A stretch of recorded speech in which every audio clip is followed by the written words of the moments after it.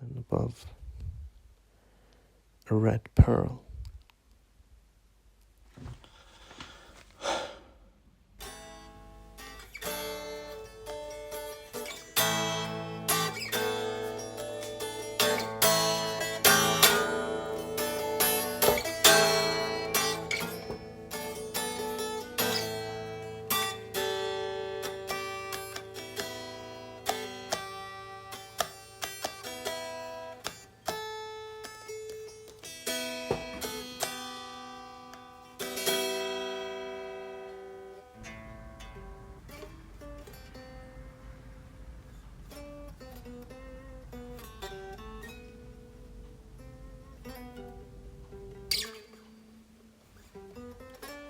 They met in the city, sparkled, and soon they'd have abashed and recoiled to the proper prisons.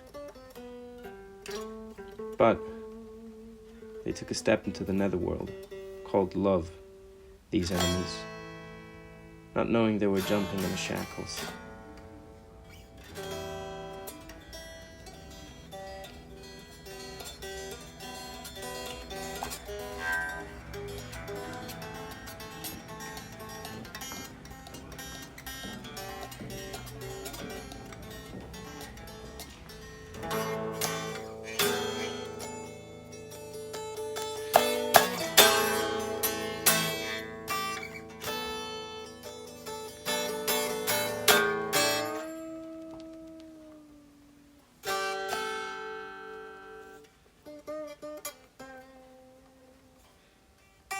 He is she, and she is he. By that metamorphosis that is only naturally impendent on lovers, he was fastidious and strict, she was careless and slack. If you were I, and I was you, then we can say that I first aborted this our love, and that you were free enough to fall with me. We both gave, but in our way.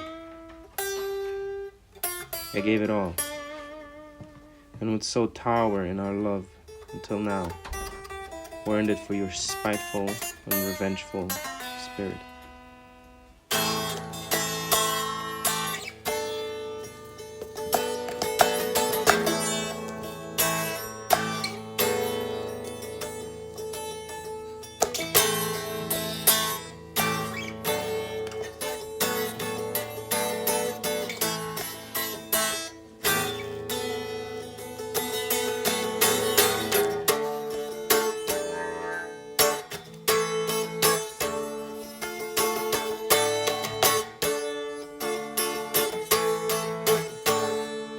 We would bathe in love,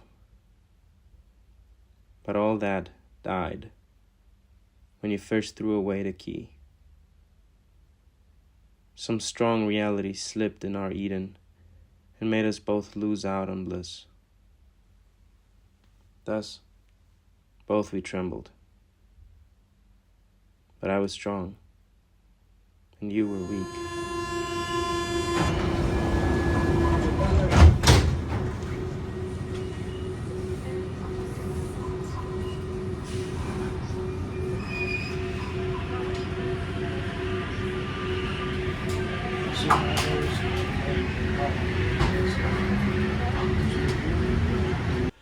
Forever we could dance the dance of life together, but know that she would be a corpse, and even when happy and smiling, she would be dead. They did everything together, hand in hand, and walked on bridges above their peers, and ugliness they defied. She learned it all from him. What he had learned, it is not clear, but both were happy.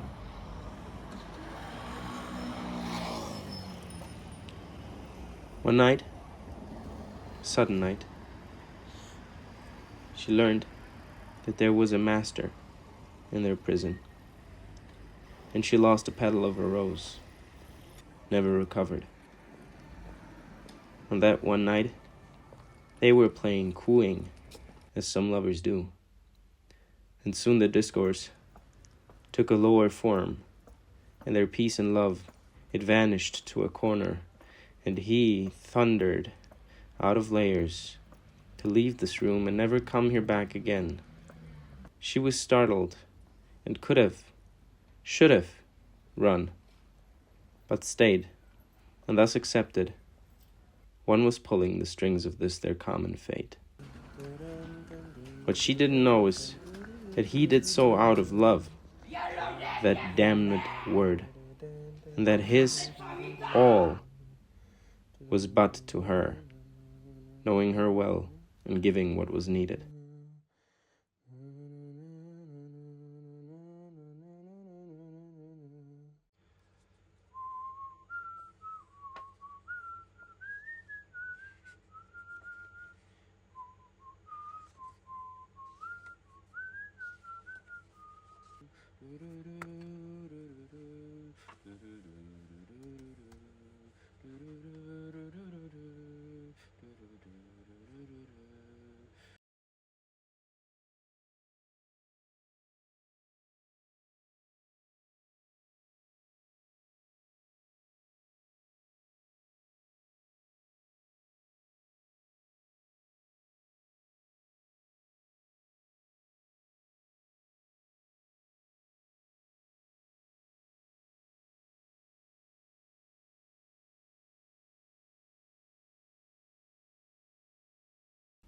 But she was bashful and took his subtle cruelty as some lesson that she soon learned would live with better and in love.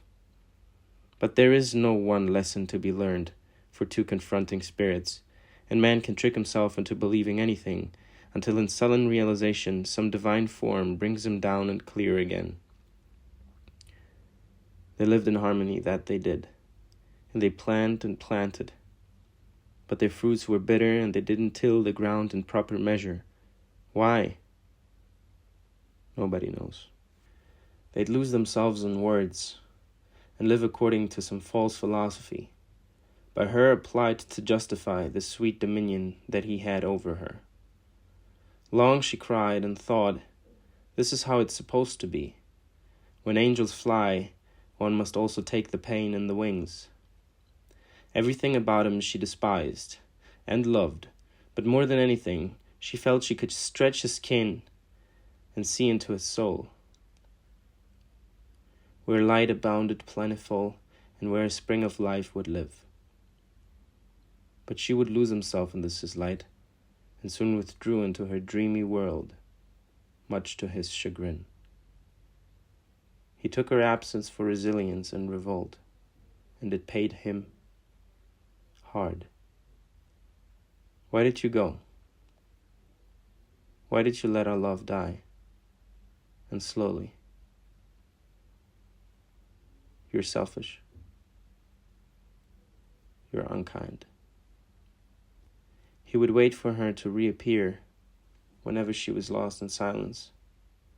And while he waited, he did not to himself dedicate a poem, rather waited for hers in inertia, lonely and sad. And when their bodies met, hers fled, and he was bitter, angry, wanted reasons why. A tempest would arise when suddenly a little chip would fall from off her hands, and she would cry inside and damn herself and damn the chip for flying. But that chip was the wind that taught the truth, and any wind brought along by chance is truth disguised as lack of trust. Thus, when they moved into their shared abode, an allegiance was built on unprepared ground. Through his sadness, he sent her signal, and she knew that he just wanted to be loved. She tried to make him happy, and sometimes it worked, only to revolt again whenever they shared bed and hip. Why didn't you say that you didn't love me? Why didn't you say you didn't want me? Because I wanted you, and I loved you. With all my heart I loved you, and I fought for us. Never had fought so much.